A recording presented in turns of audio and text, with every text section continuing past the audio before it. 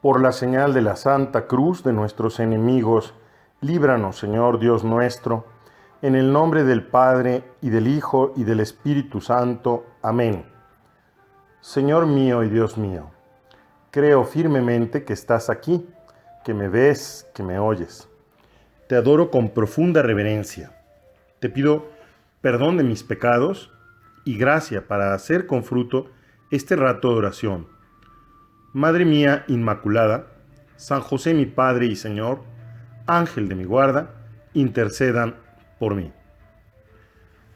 Estamos en el domingo número 23 del tiempo ordinario y nos encontramos hoy con un evangelio, con una página del Evangelio de San Marcos, en el que Jesús se encuentra en la región de Decápolis, una región pagana.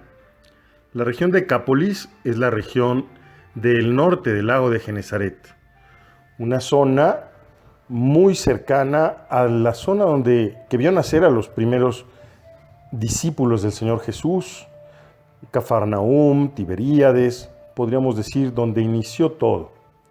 Y sin embargo, es una zona que colinda con lo que hoy es el Líbano, que no todas esa región son ciudades judías, de religión judía.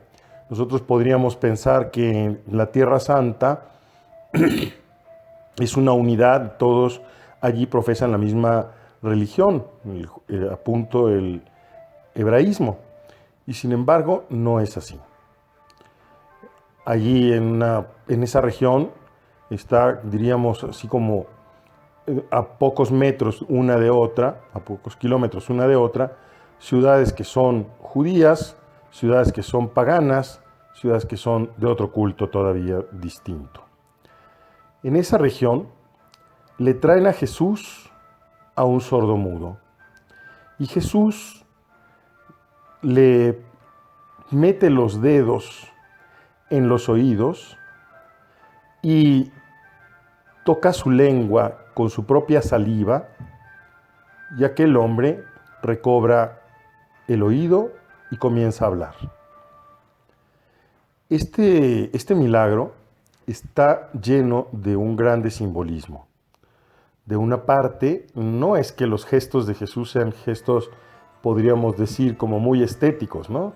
Son gestos un tanto invasivos. Imagínate lo que significa meterle los dedos en el oído a una persona, y más cuando esta persona no oye. Lo que significa tocar con la propia saliva la lengua de otra persona. Pero son gestos muy simbólicos que de hecho la liturgia de la Iglesia ha conservado en el caso del bautismo, porque son gestos que hablan precisamente de un pasaje, de un momento de encrucijada que es decisivo en el paso que hace una persona de vivir según el mundo a vivir según el Espíritu. Lo que precisamente ocurre en el bautismo son gestos bautismales, y de hecho en la liturgia bautismal el sacerdote repite este mismo gesto.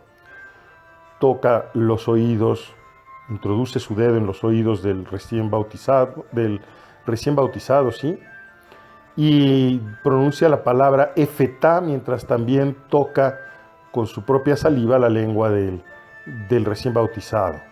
Normalmente, actualmente ya no se toca con la saliva, se hace solo el gesto de hacerlo, también por motivaciones higiénicas. Pero con eso se está precisamente realizando este acto simbólico de la redención de los sentidos. La redención, queridos amigos, implica muchas cosas, pero para vivir la vida nueva, para vivir la novedad del Evangelio, es necesario redimir también nuestros sentidos. Los sentidos que son las ventanas para el mundo. El oído, la vista, el tacto, el gusto, que tienen que tener también un modo nuevo de mirar, un modo nuevo de escuchar, un modo nuevo de tocar y palpar, un nuevo modo de gustar. Y esto es lo que simboliza este milagro que hoy contemplamos. El dedo, los dedos, introducir los dedos de Jesús en los oídos. El dedo de Jesús, la mano de Jesús es el dedo de Dios.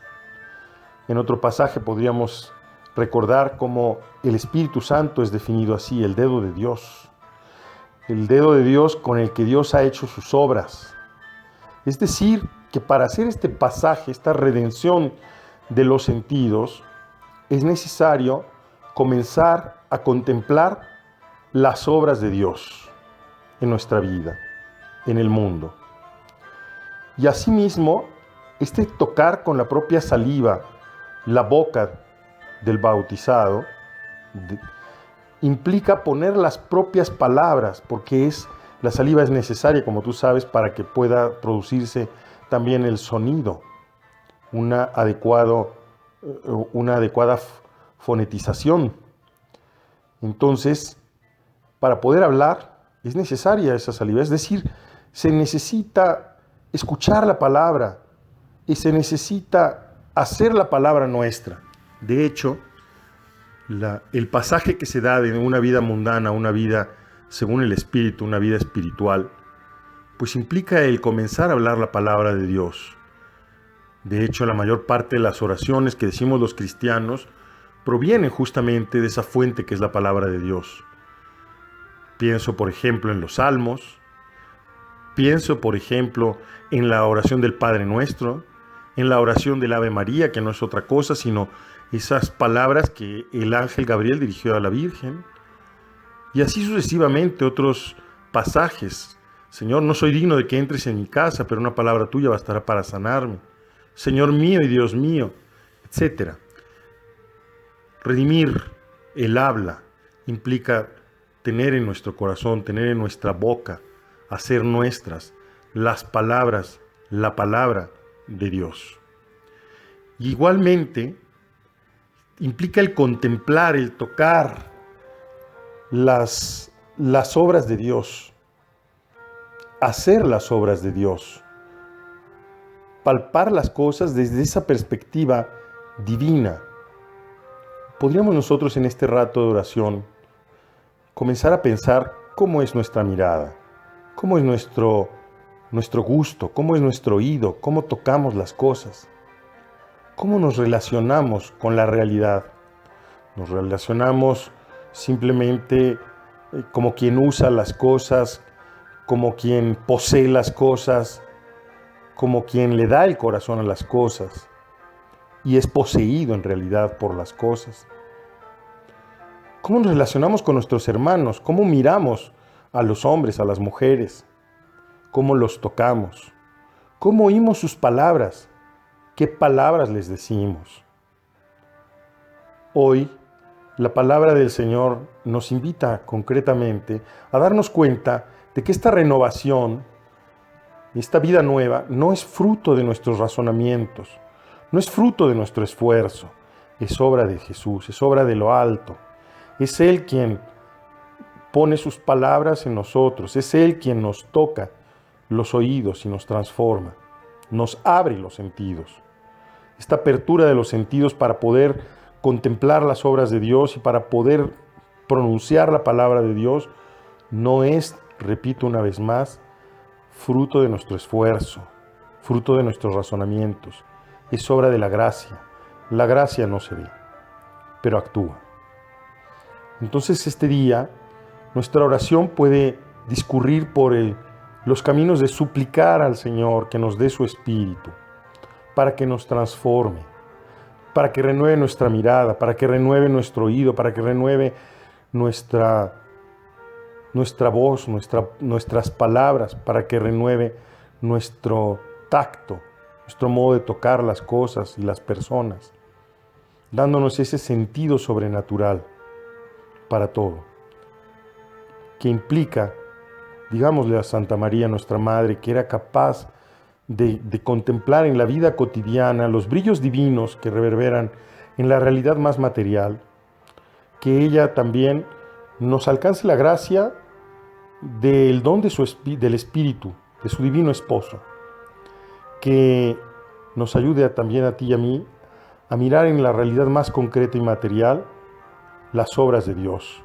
los brillos divinos que están ahí, que nos conceda la gracia de hablar las palabras de Dios, que su Espíritu Divino, el Espíritu Divino, su divino esposo, nos conceda tener las palabras de Dios en la boca. En otras palabras, contemplar a Dios, escucharlo, hablar sus palabras. Te doy gracias, Dios mío, por los buenos propósitos, afectos e inspiraciones que me has comunicado en esta meditación. Te pido ayuda para ponerlos en práctica. Madre mía Inmaculada, San José mi Padre y Señor, Ángel de mi guarda, intercedan por mí.